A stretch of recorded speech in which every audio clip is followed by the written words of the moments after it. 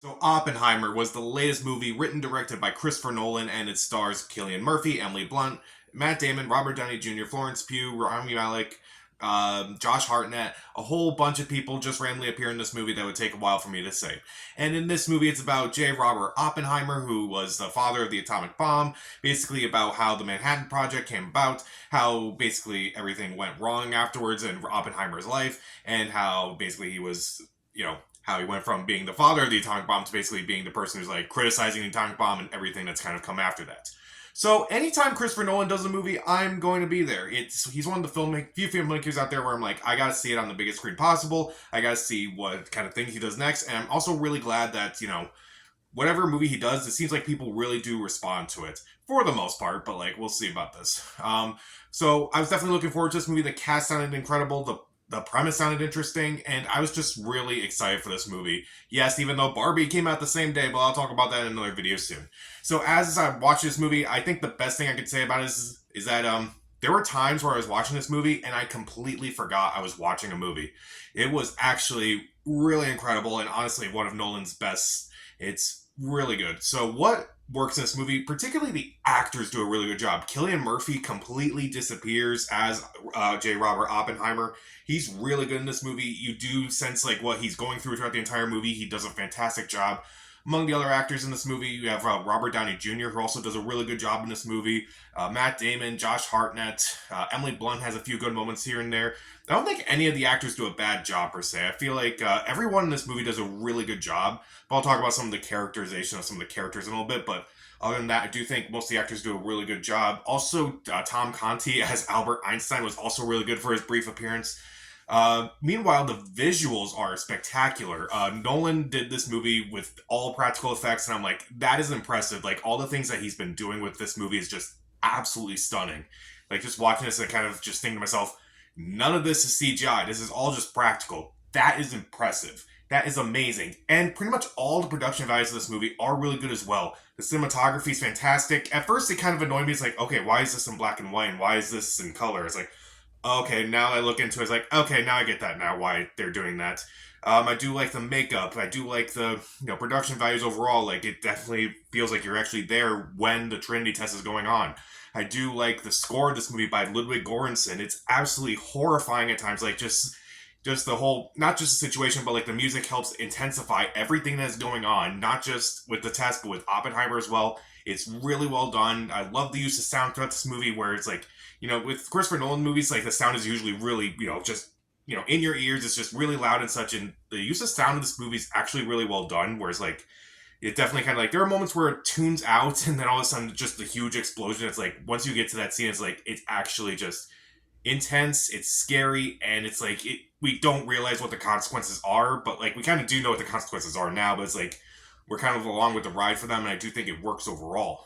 And despite like the horrible nature of like what this movie's going through, it can strangely be darkly funny at times. Like some of the dialogue can be pretty funny at times, where it's like they don't necessarily joke about like what is going on. They don't joke about that. They actually they're mature about that. But at the same time, it's like they're joking about like smaller things, like like just some lines of dialogue where it's like, okay, that admittedly was pretty funny, but even though it's a drama, it's a pretty heavy drama, it plays more like a horror movie, if I'm being honest. This may be one of the scarier movies I've seen in a long time, surprisingly. Like, how is this movie that's not even about, like, anything scary, like, like a slasher movie or a supernatural movie, and like, how is this movie actually terrifying? It's because the themes of this movie actually work. Obviously, J. Robert Oppenheimer grew to reject the atomic bomb and everything that kind of came after that, and you do see that a lot throughout this movie. Like, that's the main theme, is like, you do see throughout this movie that he's kind of like, he'll do things, but then he'll come to regret it. It's like, there's this scene early on with an apple. You'll see it early on. And it definitely shows like everything that Oppenheimer's about. Is like, you think when he does something, it's going to be a good idea, but when he does something, but then he comes to regret it later on. I do think that's very fascinating, and it definitely is a very unique take on this character. I do think, well, not unique take on the character, but like, it definitely shows like everything that Oppenheimer did go through. It's like his, he was just weighing the pros and cons and such. Like, if I do this, I will unleash all this horrible mess. But it's like, at the same time, it's like, if I don't do this, then what if, other people get to it first and they do worse things? It's like, It definitely shows that very well in this movie, and I do think the movie actually does that pretty well.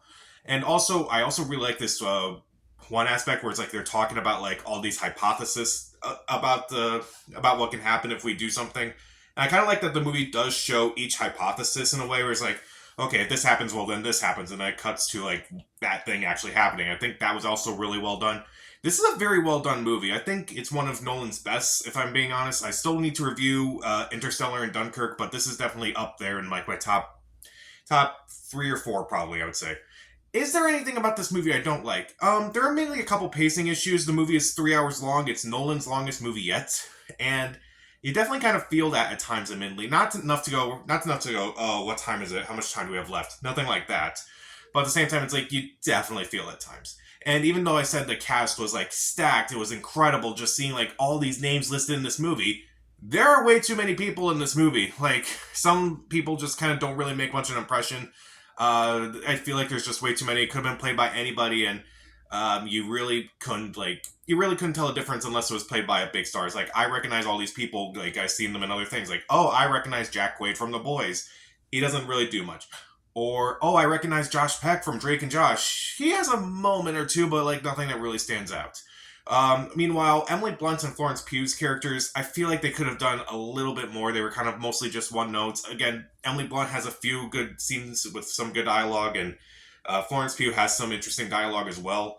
But I would say like their characters are just so thinly written. It just continues the trend of Nolan not really writing female characters well. Unfortunately, he really should be better with it at this point. You'd think he would be, but no, it's more about the spectacle rather than like making sure everyone has a dynamic character arc. Oh well. So despite those flaws, I think Oppenheimer is a fantastic movie. The acting is incredible. The cinematography is great. The score is great. Pretty much all the production values are really good as well. Like the sound mix, the makeup, the production design. I do like the themes it presents. I do like the way it kind of like presents ideas in this movie. I do like the fact that even though it's a drama, it mostly plays like a horror movie, even though there's some comedic moments here and there. I still think this is a really good movie. I still think this is one of his best movies in the last few years, and I do think it's in like I don't know if it's in my top 3, maybe top 4 at least. I'm gonna try to do a ranking of Christopher Nolan's movies after I review Interstellar and Dunkirk. But right now, this is still a fantastic movie. See it on the biggest screen possible. I will give Oppenheimer 3.5 out of 4 stars. See it.